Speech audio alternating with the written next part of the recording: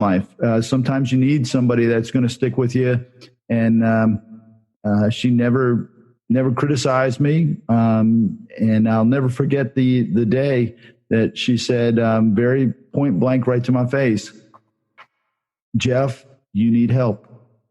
And everything changed.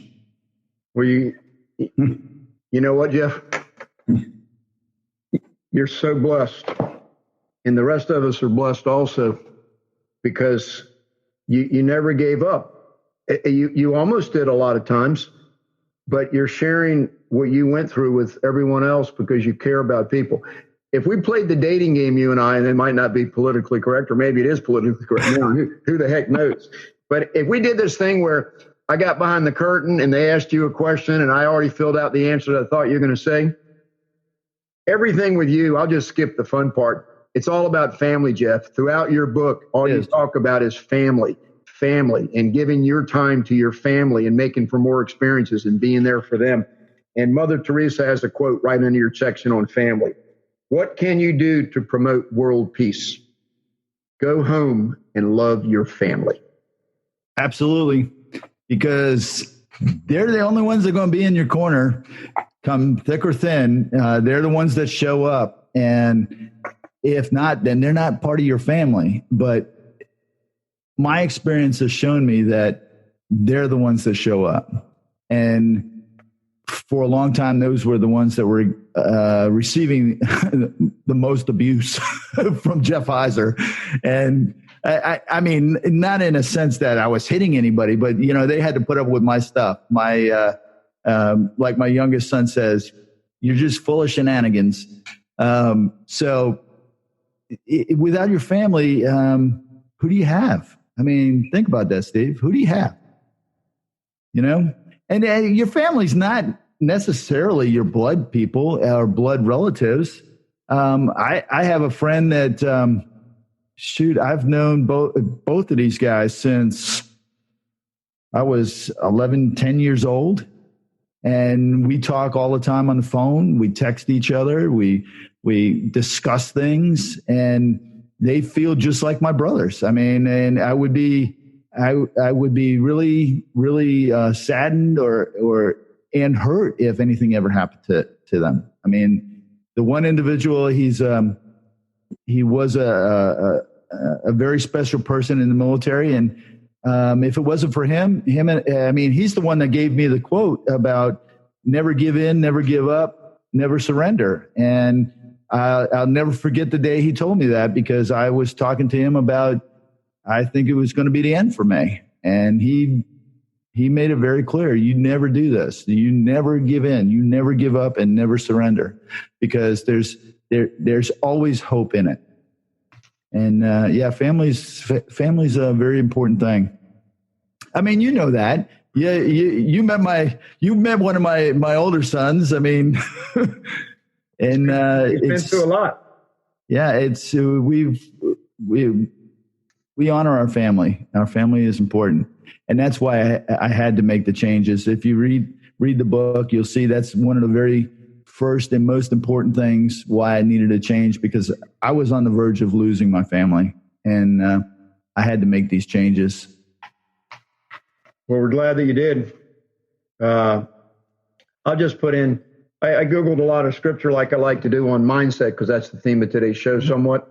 And I've got tons of it here, but here's one that I like. 2 Corinthians chapter 4, 16 through 18. So we do not lose heart. Though our outer self is wasting away, our inner self is being renewed day by day. For this light momentary affliction is preparing for us an eternal weight of glory beyond all comparison, as we look not to the things that are seen, but to the things that are unseen. For the things that are seen are transient, but the things that are unseen are eternal. And to transition into Romans 12:2, do not conform to the pattern of this world, but be transformed by the renewing of your mind. Then you will be able to test and approve what God's will is, his good, pleasing, and perfect will. So isn't that perfect? Isn't that perfect? I mean, that is like so spot on. It's amazing. Oh yeah. So Hey, we got about 25 minutes left here. And I do want to transition into the topic that we called the show Mountains and Mindsets. But before I do that, I just got two things I want to finish off here. Your book is just full of exercises and things that people ought to do to help their minds get to where they need to be honest, quit lying, look deep in yourself.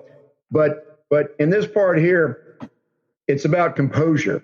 If you fail to maintain composure, you are not only likely to injure others, but it's certain you will injure yourself. The easiest way to remain composed in challenging situations is to remember the 3 keys to composure. And I like this. Composure starts with the letter C. All these 3 things start with the letter T. And this is an acronym called Composure CT3. Okay? 1, control your thoughts. 2, control your temper. 3, control your tongue. That's some pretty good advice there. I got to give you that. I learned that in the military and during a very difficult time. When you read the book, you'll understand what that time was. And we had individuals that could not do any of those. When everything hit the fan, they were gone. And the people that could remain composed were the people that survived, got through it, and lived another day to tell about it. Yeah. No question. So, and the last thing that I want to share before we go into your message that's other than my message is people ought to get to know you and get your book because it's going to help them, period. That's my message. I would love for them to do that. Yeah. But Jeff, when I asked you, where do you get all this wisdom and all these great quotes from, you shared that somebody gave you that, et cetera. Right. I get it from a lot of people all the time, but I do see your library, and, I've got thousands of books also. And I've read so many books that I'm reading for the 2nd, 3rd, 5th time. And Og Mandino was one of my favorites, the greatest salesman ever. Mm-hmm. And, A Better Way to Live, unbelievable book. And so I just got a nice a gift set of the 3 main Og Mandino books on the greatest salesman, The Greatest Miracle, and whatever the second one was. But I've been reading these kind of things since I was about 7 years old. I started with Dale Carnegie, How to Influence People and Make Friends or something, or whatever the exact title is. But I've just been blessed to be a reader from a very early age. And I was reading Dale Carnegie Wisdom at 7 years old. It was a book, and I read it. But Robert Frost, The Road Not Taken, is something that you and I have in common, because I'm a hitchhiker. I let everybody know I'm a hitchhiker. Okay. That's my favorite. It's my favorite. That's what's in the book. It was mine too. And when I read the last chapter of your book and I saw that, I put a note here, because as we travel through life, you speak a lot about taking a chance, taking a risk, making decisions, and doing something. And you learn from your mistakes, all those things. But when I was in high school, people didn't know how to handle me because I'm no different then as I am now. But I could recite The Road Not Taken in the exact voice of Robert Frost back then. I had this thing, and people go, "What are you doing, Steve?" And I had it. My English teacher went berserk when I did it for her one day, because it was just fun to do. Now, I can't do that anymore, so I want to ask you, do you have this to memory? Because it is an incredible. I don't. I just know the last part. Take the road less traveled. That's what I do. Okay. It's ingrained in my head. When you come to a fork in the road, take the one less traveled. Yeah, you better. When you come to a fork in the road, take it. So anyway, I'm going to read The Road Not Taken, and then I'm going to go silent for 15 minutes or so, except for comments if you elicit one. And I want you to teach what you go into high schools and do to motivate people. My wife told me when I read her the title of today's show, she said, the word mindset is really out there right now with young people. Oh, it is. It is. Yeah. We got a niece that just turned 14 or 15, and they're all talking about mindset. That's one of the newest buzzwords, mindset. And so, mindset and positive attitude and how you think, it's all tied. But The Road Not Taken by Robert Frost. And I'm not going to do it in his voice because I don't have it anymore. Two roads diverged in a yellow wood, and sorry I could not travel both. And be one traveler long I stood, and looked down one road as far as I could to where it bent in the undergrowth.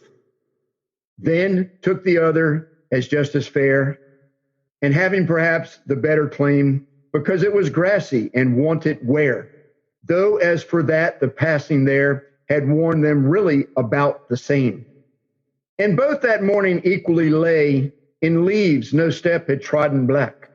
Oh, I kept the first for another day, yet knowing how way leads on to way, I doubted if I should ever come back. I shall be telling this with a sigh. Somewhere ages and ages hence, two roads diverged in a wood, and I took the one less traveled by, and that has made all the difference. Absolutely has. I can't tell you how important that statement is. And I tell. Go ahead. Living. Absolutely. You know, you have a choice. You can live and experience things, or you can just stay right where you're at and never realize anything different or new, except for maybe what comes into your comfort zone. You have to step out. You have to take some things less traveled in order to find out if it was the right thing for you or not, if it's going to bring success to you or not, or if it was nice, but you know, at least I did it. I don't think I'll go back there again. I mean, so many people refuse to think like that. And honestly, it's refused to think like that. And it'll bring us right into the mindset piece, if that's okay with you. Oh, yeah, please. I think differently. Get up, get out, and make life happen. You can reach Jeff Heiser at www.jeffrey, R-E-Y, that's the right way to spell it. That's how I spell my middle name. We have that too. Heiser, Heiser, jeffreyheiser.com, in case I don't get a chance to say it at the end. So without further ado, Jeff, I'm no different than a junior high school lad myself. So speak to me and teach me the things that it will make my life better. Well, first off, I want to tell you, I'm not going to teach you like I do at the schools, because it'll take too long on the radio. But I do want to touch on some very important things. You said some things about positive attitude and what have you, and a lot of young people. What I have found recently is that doesn't resonate very well with them. Attitude piece. Oh, you're talking about attitude. It's my attitude. I don't want to hear about my attitude. But I started talking about mindsets, and Carol DeWick, Dr. Carol DeWick, she identified there's two predominant types of mindsets. One is a growth mindset. One is a fixed mindset. And what we see a lot of, especially these days, it seems like, is a fixed mindset, meaning that you believe that everything that you have, your mental capacities, your physical capacities, everything that your talents encompass, were given to you at birth, and that's it. What it is what it is, and you're not going to get any more. Then you have this other group, the growth mind people.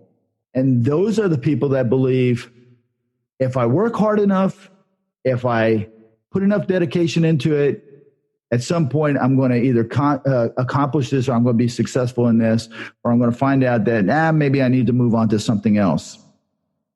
So that really resonated with kids that I talked to in high school, because they were able to immediately identify themselves as to whether I got everything I need, or the world is my canvas. I'm going to paint what I want type people. And you can literally split the room in half almost. It's almost the last couple of classes that I've been to, it's almost 50-50. You have 50% are fixed mindset, 50% are the growth mindset.